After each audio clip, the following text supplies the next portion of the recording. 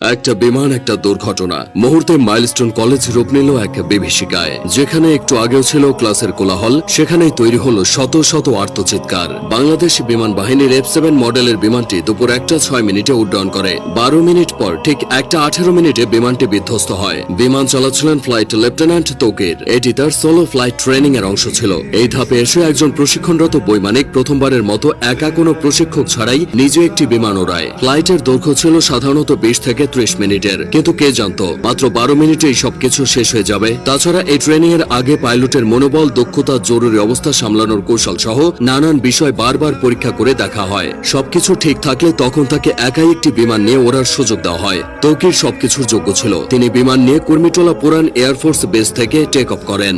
এরপর উত্তরা, দিয়াবাড়ি, বাড্ডা, হাতিরঝিল ও রামপুরার ওপর উঠতে থাকেন। তবে কয়েক মিনিটের মধ্যে কিছু সমস্যা দেখা যায়। সঙ্গে সঙ্গে তৌকির কন্ট্রোল রুমে রিপোর্ট করে জানায় যে তার বিমান আকাশে ভাসছে না, মনে হচ্ছে বিমান নিচের দিকে পড়ে যাচ্ছে। কন্ট্রোল রুম থেকে তাকে জানানো হয় তিনি যেন ইজেক্ট করেন তথা বের হয়ে আসেন। বিমান যখন নিয়ন্ত্রণের বাইরে চলে যায় তখন পাইলট নিজেকে বিমানের বাইরে বের করে আনেন প্যারাশুট সহ। এটাই ইজেক্ট, কিন্তু কোনো এক অজানা কারণে তা সম্ভব হয়নি। এদিকে কন্ট্রোল রুমের সাথে পাইলটের যোগাযোগ বিচ্ছিন্ন হয়ে যায়। তার ঠিক 1 থেকে 1.5 মিনিটের মধ্যেই বিমানটি নিয়ন্ত্রণ হারিয়ে উত্তরা মাইলস্টোন স্কুলে বিধ্বস্ত হয়। মূলত স্কুলের আবাসিক ভবনে বিমানটি আছড়ে পড়ে। ভবনটির নাম হায়দার হল। হলের পুরো অংশ ধসে গেছে। বিমানের বড় অংশটা ক্যাম্পাসের মাঝের ফাঁকা অংশে পড়েছিল। বিমানটি একটু পরে আছড়ে পড়লে হয়তো হতাহতের পরিমাণটা কিছুটা কমতো, কারণ ক্লাস শেষের ঠিক পরের সময় বিমানটি আছড়ে পড়েছে। বহু ছেলে মেয়ে ক্লাস শেষে বের হয়ে চলে যেত। যে ভবনে বিমান বাহিনীর প্রশিক্ষণ বিমানটি বিধ্বস্ত হয়েছে সেটি দোতলা ছিল। ক্যান্টিনের পাশেই ওই ভবনটি। ওই ভবনে 2টি তলা মিলিয়ে মোট 16টি ক্লাসরুম আছে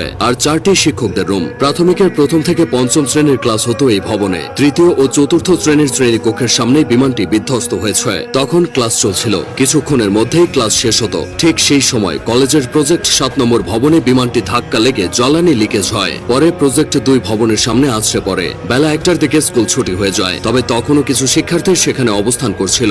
তারাই সবচেয়ে ক্ষতিগ্রস্ত হয়েছে। অনেক অভিভাবক বাইরে থেকে দাঁড়িয়ে শুধু দুর্দশা দেখেছে, কিছুই করার ছিল না। দুর্ঘটনা যা ঘটার তা ঘটে গেলেও কিছু প্রশ্ন থেকে গেছে। স্কুল কলেজ এরিয়ায় বাস ট্রাকের হর্ন আস্তে করার কথা বলা হয়। সেখানে স্কুল এরিয়ায় প্রশিক্ষণ বিমান ওড়ানো নিয়ে বেশ সমালোচনা হচ্ছে। উন্নত দেশগুলোতে বিমান বাহিনীর প্রশিক্ষণ বিমানগুলো জনমানবহীন এলাকায় এনে ওড়ানো হয়, এই যেমন ফাঁকা মাঠ, নদীর পার বা বিধ্বস্ত কোনো জায়গায়। কারণ একটাই, কোনো অনাকাঙ্ক্ষিত ঘটনা ঘটলে যেন ক্ষয়ক্ষতি এড়ানো যায়। এদিকে ঢাকার মতো জনবহুল শহরে বিমান বিধ্বস্তের এই ঘটনা ক্ষয়ক্ষতির পরিমাণ বাড়িয়ে দিয়েছে। তাছাড়া যে বিমানটি নিয়ে তৌকির বের হয়েছিল সেটি বহু বছরের পুরানো বিমান বলে অনেকে দাবি করছে। এই বিমান এতটাই ঝুঁকিপূর্ণ যে দুনিয়া জুড়ে এটি উড়ন্ত কফিন নামে পরিচিত। এই ধরনের দুর্ঘটনা